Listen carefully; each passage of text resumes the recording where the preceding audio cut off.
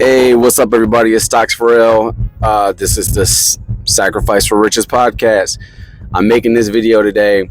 One, because we have an early market day today, so hopefully you are able to get in, get up, get out, and make your money. Right? Last night on the live, we called the plays, and pretty much we were already in call options, but then we also spoke to if we broke above 596.66, then we were going to take that all the way up.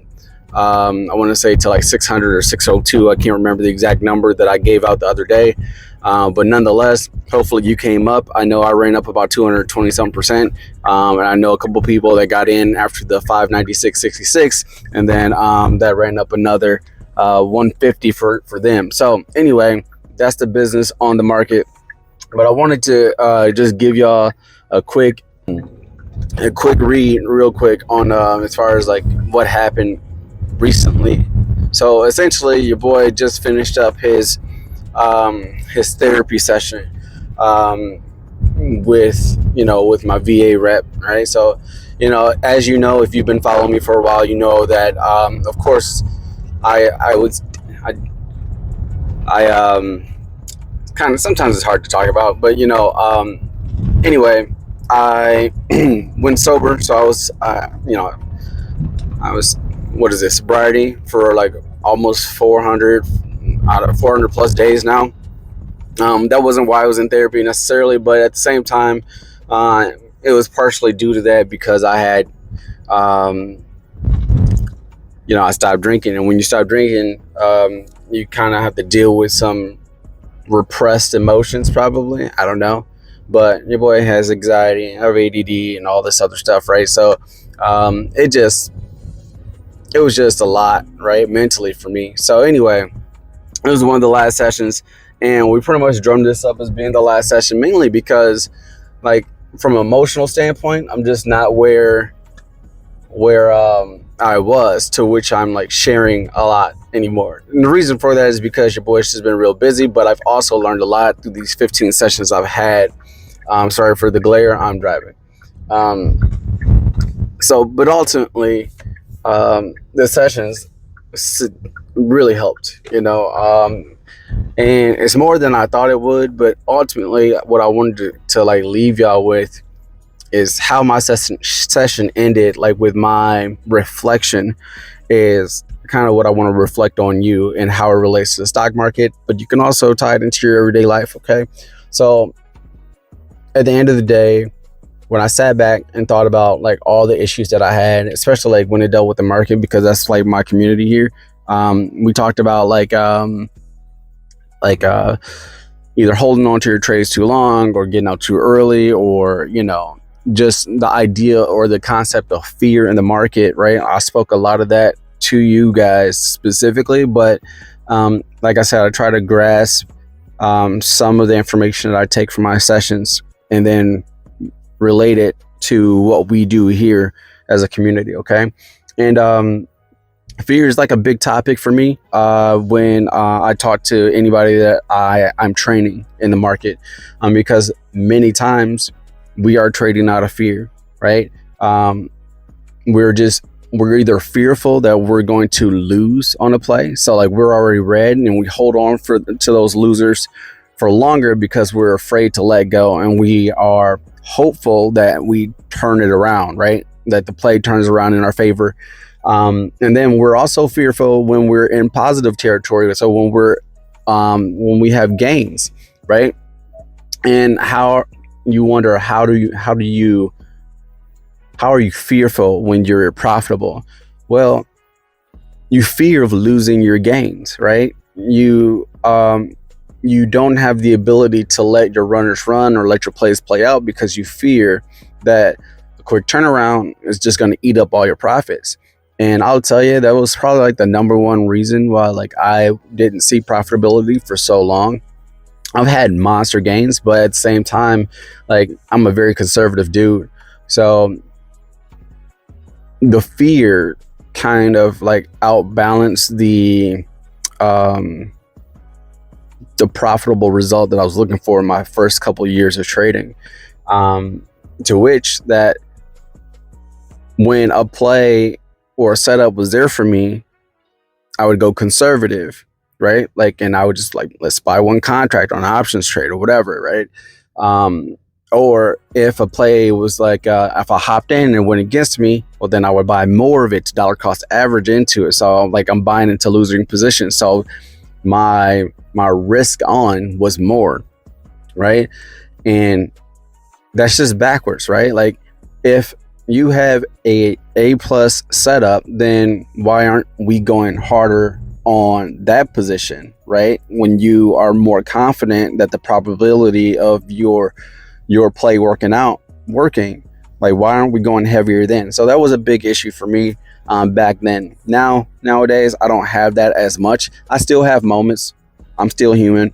I'm still learning. I'm still growing, just so you know. And that's why this channel exists, because I am just sharing my journey through this. All right.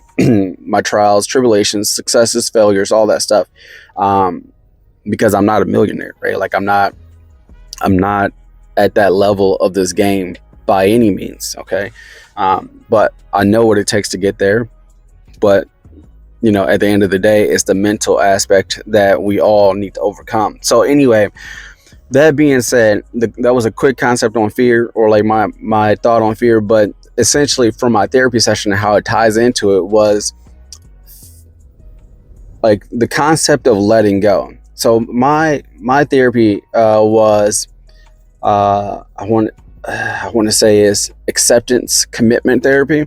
So it was based on accepting your emotions for what they are, and just committing to just acknowledging them, right? Is it acceptance commitment or acceptance acknowledgement? One of the two, whatever. It's about accepting your emotions, acknowledging that they're there instead of like suppressing or fighting them. And the holistic, the biggest takeaway for me was trying to find a way to let go.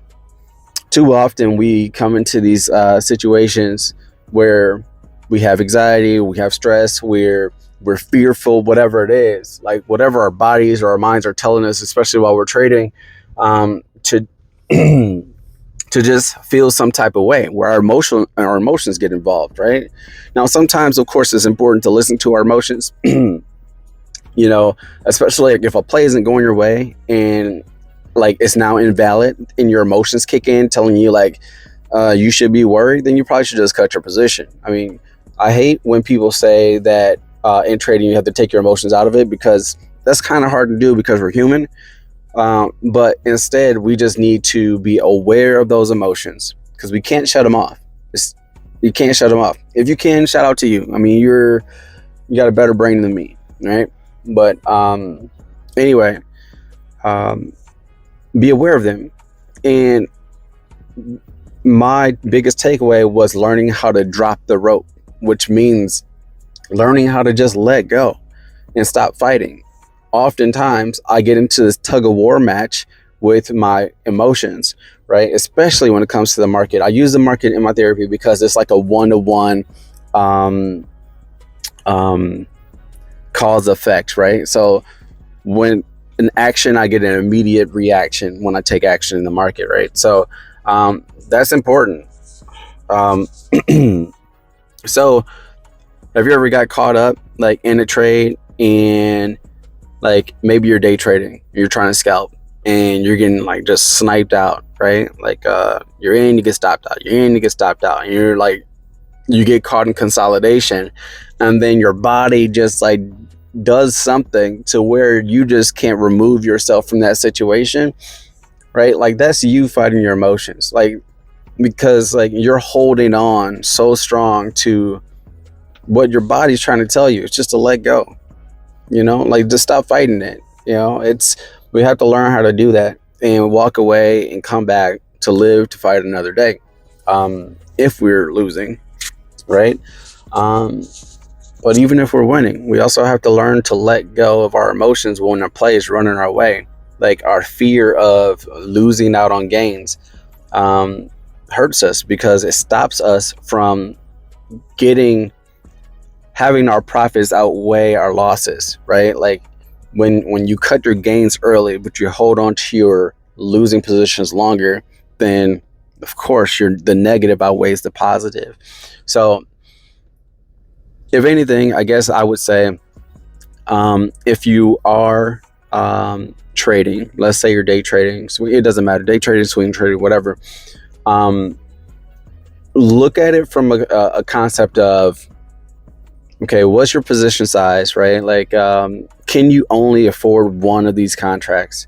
And if the answer is I can only afford one of those contracts, then you probably shouldn't get in if you have an issue with the psychological aspect of things, the emotional side of things, the inability to let go, right?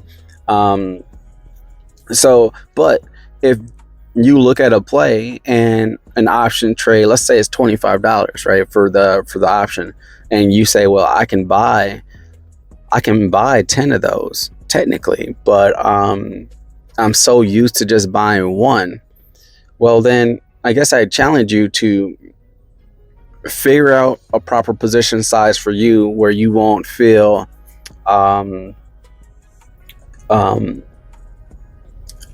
like anxiety or anxiousness based on the amount of money that's put up for risk. So if you say in your head, well, I can risk $100, okay, right? Well, then you can buy 4 contracts. And if you buy 4 contracts, then you can go in with the concept or the idea of maybe you'll trim your positions if you reach a target or something, right? You can start that way. That way, at least you'll have the ability to let a runner run, and then you can see your play out. And you can say, man, that $25. I mean, I let this one contract stay in. I locked in profits. Pat on the back, but my strategy told me I should have stayed in, but I'm not there yet. Let's see what this one contract does. You watch the stock chart, and this one contract just runs up and hits your target. You have to understand like how good that feels. Like, but I don't want you to have regret. I don't want you to say, man, dang, I wish I had the rest of those contracts in, because that type of mindset is going to get you smoked. Okay. It just happened to me on this SPY play. Like, I had 6 contracts. I said that I was going to load the boat if we were to exceed 596.66, but I chose not to. Instead, once I hit about 200% profit, then I decided to just cut most of my position, right? And then I let one ride, right? Why did I do that? Well, this is the holidays. This is a short trading day. It's Christmas Eve. I want to spend time with family. I don't want to be stressing over my money in the stock market. So I took what I had and I left, right? That was a decision, a conversation I had with myself. And you're going to have that conversation with yourself sometimes, right? But it's okay. Take your profits, let your runner run, okay? So maybe do it the other way too. Too often with our stop losses, people are putting in percentages. Like they're saying, I'm willing to lose 15% or 30%, whatever. Well, think about it this way. If your play, if the pattern, if whatever the position, the trend, whatever it is, if everything still says up, right? Like if you're on calls, for example, if everything still says up and you set your stop loss at 15% and you get stopped out, guess what's going to happen? Well, it'll kick you out, and then only to continue in the direction that you anticipated it to go. So you have to identify your entries. So have better entries or increase your risk. You have to do one of the two, because otherwise you're going to just keep giving money back. And that was one of my biggest problems too. It was compounding losses because I was giving 15%, 20%, 30%. And then after you get kicked out, you FOMO back into the position, right? And you don't want to do that. And I got to go. I'm pulling up, but that's enough. This is Sacrifice for Riches, Stocks for Real. Happy holidays. Merry Christmas to everybody. Take care.